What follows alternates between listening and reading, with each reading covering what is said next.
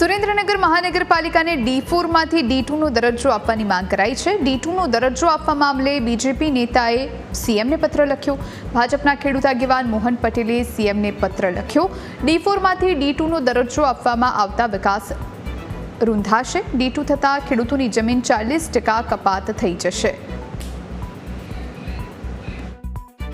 માળોદ ગામનો ખેડૂત છું, નટુભાઈ મારું નામ છે। અને જે આ રજૂઆત કરી છે સરકારને, તો એ બાબતમાં સરકાર સવેરા જલ્દી વિચારણા કરે અને કંઈક સારું એના માટે ખેડૂત તરફે કંઈક વિચારે એવી અમારી ઈચ્છા છે। આ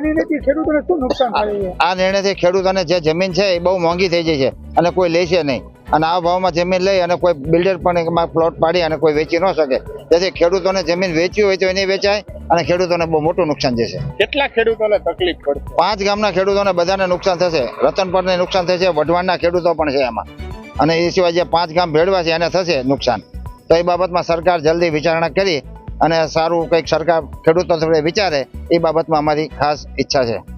અત્યારે આ ગ્રામ્ય વિસ્તારના 5 ગામ અંદર સામેલ કર્યા પછી એવો ભયંકર મુદ્દો આવ્યો છે, ત્યારે આ પ્રશ્ન ઉપાડ્યો છે અને સીએમને પત્ર પણ લખ્યો છે કે ભાઈ આવો મુદ્દો જુનાગઢની અંદર જ્યારે કોર્પોરેશન થયું ત્યારે 8 વર્ષ પછી 40% કપાત લાગુ કર્યું હતું।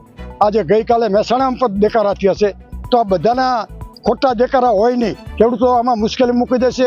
ખેડૂત ખેતર નહીં વેચી શકે, બિલ્ડર ખેતર લઈ નહીં શકે, એટલે આવતા ટાઈમની અંદર કદાચ આ નિર્ણય પાછો નહીં ખેંચે 2023નો શહેરી વિકાસ સચિવનો જે પત્ર છે કે D4 માં D2 કર્યું એના બદલે 4 માં રાખવું જોઈએ ને, એ નિર્ણય પાછો ખેંચે અને જુનાગઢની પ્રક્રિયા છે એને સામેલ કરે એવી વિનંતી છે।